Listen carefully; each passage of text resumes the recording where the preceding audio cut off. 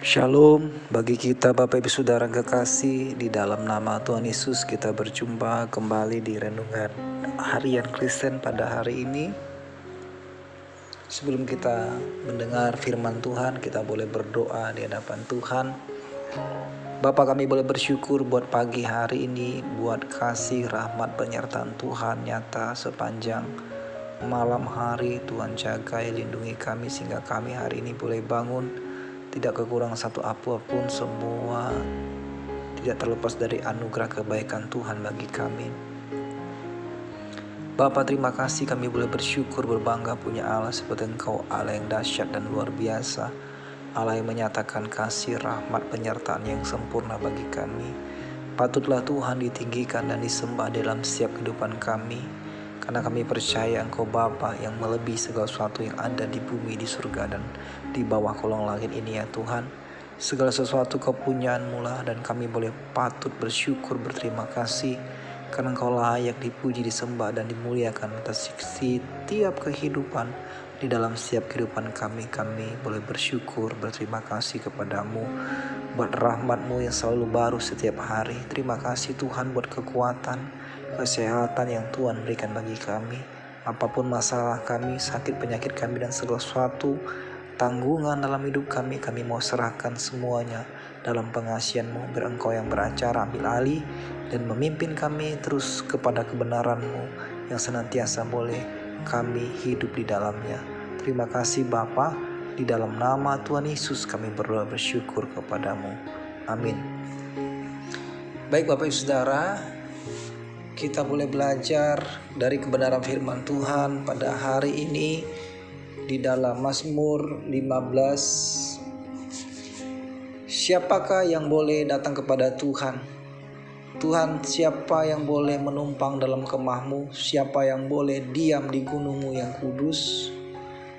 Yaitu Dia yang berlaku tidak bercela, yang melakukan apa yang adil, dan yang mengatakan kebenaran dengan segenap hatinya, yang tidak menyebarkan fitnah dengan lidahnya, yang tidak berbuat jahat terhadap temannya, dan yang tidak menimpakan cela kepada tetangganya, yang memandang hina orang yang tersingkir, tetapi memuliakan orang yang takut akan Tuhan, yang berpegang pada sumpah walaupun rugi, yang tidak meminjamkan uangnya dengan makan riba, dan tidak menerima suap melawan orang yang tak bersalah.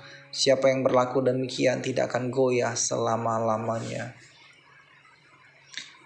Hari ini kita belajar buktikan saja di dalam Mazmur 15. Hanya orang yang berkenan kepada Allah yang layak menghampiri tahta Allah dan tinggal diam bersama-sama dengan Tuhan dalam hadiratnya. Pertanyaannya bagi kita, apakah kita orang yang berkenan di hadapan Tuhan? Dalam kitab Mazmur ini, orang yang layak adalah mereka yang hidup yang tidak bercela, yang melakukan keadilan dan kebenaran, mereka yang tidak berbuat jahat terhadap sesamanya, tidak memandang hina orang yang tersingkir, dan tidak mencari keuntungan diri sendiri. Bagi umat pilihannya untuk beribadah adalah di gunung yang kudus, yang dimana tujuan utamanya adalah menjadi umat yang kudus yang berkenan di hadapan Tuhan. Artinya adalah setiap hari kita bisa mewujudkan dalam setiap kehidupan kita. Apa yang menjadi prakteknya di dalam setiap kehidupan kita? Yang pertama, kita harus menghidupi keadilan dan kebenaran yang sepenuhnya itu ada dalam hati kita. Tentu keadilan kebenaran itu kita tahu sumbernya hanya daripada Tuhan. Kita tidak hanya belajar tentang keadilan dan kebenaran, tetapi juga kita boleh mempraktekkannya dalam setiap kehidupan kita. Dan juga kita harus mengasihi sesama kita, di mana kita boleh berkata jujur, baik, dan tidak menghina orang lain. Tapi di dalamnya kita boleh memuliakan Tuhan, dan kita tidak menjadi orang yang egois. Orang yang berkenan kepada Tuhan adalah orang yang tidak hanya mengasihi Allah tetapi juga sesamanya, manusia yang dapat kita lihat dari setiap ucapan bibir kita, di mana kita boleh mempraktekannya setiap hari dengan bawaan di dalam hidup kita, bahwa kita memiliki integritas sebagai umat-umat pilihan. Artinya pikiran kita, perkataan kita, dan seluruh hidup kita adalah benar-benar umat Tuhan, di mana selaras dengan kehendak Tuhan. Inilah menjadi kualitas hidup yang kudus, di mana dalam Mazmur ini dikatakan bahwa orang-orang seperti inilah yang akan teguh selama-lamanya. Integritas kita sebagai umat Tuhan, ya, kita harus menerima anugerah keselamatan yang hidup kudus di hadapan Tuhan dan juga manusia. Ini bukti kasih kita kepada Tuhan, yaitu melakukan kehendaknya dengan setia dan taat. Kiranya Roh Kudus boleh memampukan kita, menolong kita untuk kita boleh senantiasa hidup di dalam Tuhan. Saya percaya kita boleh tetap berada di gunung kudusnya Tuhan melalui sikap hidup kita yang tidak bercela. Dengan segenap hati kita boleh menjaganya dengan lidah kita dalam setiap perbuatan baik kita, dan kita tidak menjadi batu sandungan terhadap orang-orang di sekitar kita. Saya percaya juga kita adalah orang yang memuliakan Tuhan dengan berpegang teguh kepada firman-Nya, walaupun kadangkala itu membuat kita sakit dan sebagainya. Dan saya percaya kita tidak akan pernah goyah kalau kita berjalan sesuai dengan kebenaran firman Tuhan. Bila firman ini boleh meneguhkan Bapak Ibu Saudara, mari kita tetap semangat di dalam Tuhan. Kita boleh berdoa. Bapa, kami bersyukur, berterima kasih, Engkau dahsyat dan luar biasa, Engkau adil dan mulia.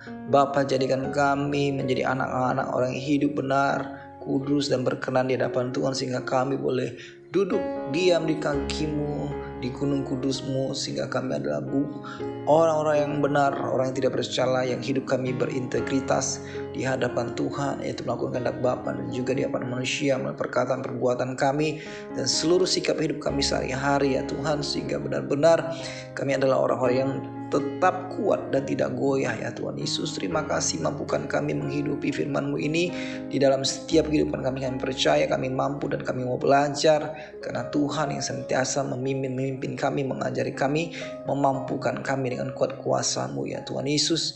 Berkati kami sepanjang hari ini Tuhan, apapun yang kami kerjakan, lakukan, usahakan dalam studi kami, dalam pekerjaan kami, usaha kami, keluarga kami, masa depan kami, dalam setiap planning kami hari ini.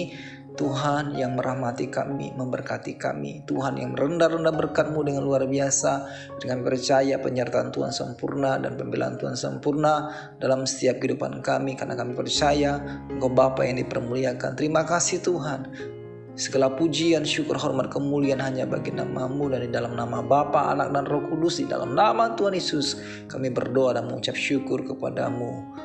Haleluya, amin. Demikianlah renungan kita pada hari ini. Kiranya Bapak Ibu Saudara boleh diberkati Tuhan. Mari tetap semangat di dalam Tuhan. Tuhan Yesus memberkati.